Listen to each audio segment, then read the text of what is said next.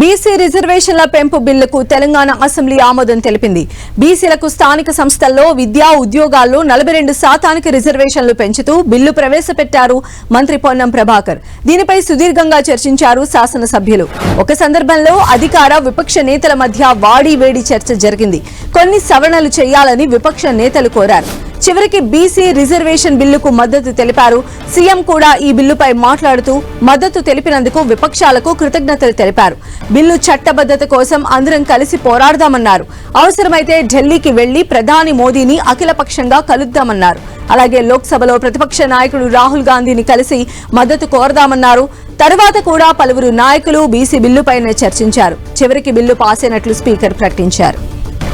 Request the Minister for Transport and BC Welfare to move the motion for passing the bill. అధ్యక్ష, ఈ bill pass చేయాల్సిన విజ్ఞప్తి చేస్తాను. Motion moved. The question is that the bill be passed. Those who are for the motion, please say ayes.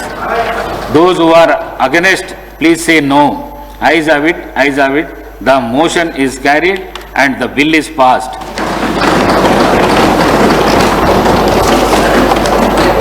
Now the House is urgent to meet again at 10 a.m. on Tuesday, the 18th March 2025. I shall now request the Minister. BC రిజర్వేషన్ల బిల్లుకు సంబంధించి Telangana assembly ఆమోదం తెలిపింది. మరిన్ని updates కూడా తెలుసుకుందాం. మా ప్రతినిధి శ్రీకాంత్ మనకు అందుబాటులో ఉన్నారు. శ్రీకాంత్, సంధ్య, ఈ రోజు అంటే చట్టసభల్లో విద్యా ఉద్యోగ అవకాశాల్లో బీసీలకు 42% రిజర్వేషన్లు కల్పిస్తూ ఏపీ అంటే తెలంగాణ శాసనసభ ఏకగ్రీవంగా ఆమోదం తెలిపిందని చెప్పుకోవచ్చు. వాదనల సందర్భంగా విపక్షాలు పలు అభ్యంతరాలు వ్యక్తం చేసినా చివరికి ఏకగ్రీవంగానే ఈ బిల్లుకు ఆమోదం సభ తెలిపిందని చెప్పుకోవచ్చు. బిల్లుకు సంబంధించి మాట్లాడేందుకు విప్ బీర్ల ఐలయ్య గారు ఉన్నారు. ఆయనతో అడిగి మరిన్ని వివరాలు తెలుసుకున్నారు. ఐలయ్య గారు, మీరు ఈ బిల్ పాస్ అయింది కదా, మీరు ఎట్లా ఫీల్ అవుతా ఉన్నారు? ఈ రోజు ఒక చారిత్రాత్మకమైన విజయం.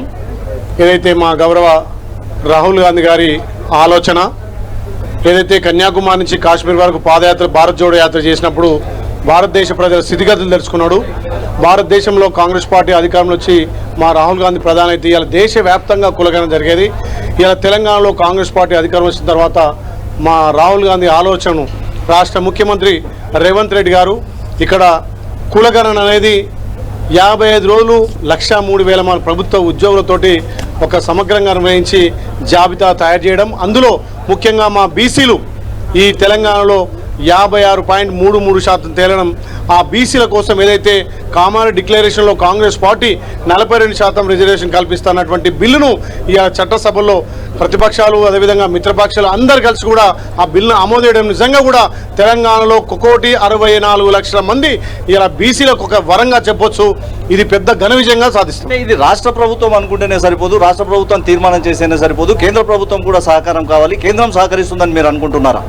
తప్పకుండా మా గౌరవ ముఖ్యమంత్రి కేంద్రంతో చొరవ తీసుకొని అవసరమైతే ఇక్కడ ప్రతిపక్షాలు కానీ ఉన్నటువంటి ఎంపీలను తీసుకెళ్లి ఢిల్లీకి పోయి మోదీ దగ్గర తప్పకుండా ఈ బిల్లును పాస్ చేయడం కోసం మేము కష్టపడతాం. తప్పకుండా బిల్లు పాస్ అయితే నమ్మకం మాకుంది. ఎందుకంటే కేంద్రానికి కూడా మేమెంతో మాకంతే వాటా ఉంది కాబట్టి కేంద్రానికి కూడా తెలిసేట్టుగా ఈ కులగణన అయింది కాబట్టి కులగణన తర్వాత ఏ కులం ఎంత ఉందనేది ఇవాళ లెక్కల ప్రకారం తెలియదు కాబట్టి తప్పకుండా కేంద్రం కూడా దీనికి సహకరిస్తేనే నమ్మకం మాకుంది. ఇది అంటే రాష్ట్ర ప్రభుత్వ పరంగా పూర్తి స్థాయిలో అన్ని జాగ్రత్తలు తీసుకుంటామని చెప్తున్నారు. అవసరమైతే కేంద్ర ప్రభుత్వం దగ్గరికి అఖిలపక్ష పార్టీలుగా నేతలందరినీ తీసుకెళ్లి కేంద్ర ప్రభుత్వంపై ఒత్తిడి తెచ్చి అంటే చట్టసభల్లో విద్యా ఉద్యోగ అవకాశాల్లో బీసీలకు రిజర్వేషన్లు దక్కే విధంగా తాము ప్రయత్నం చేస్తామని అధికార పార్టీ నేతలు చెప్తున్నారు. సంధ్య, రైట్ శ్రీకాంత్.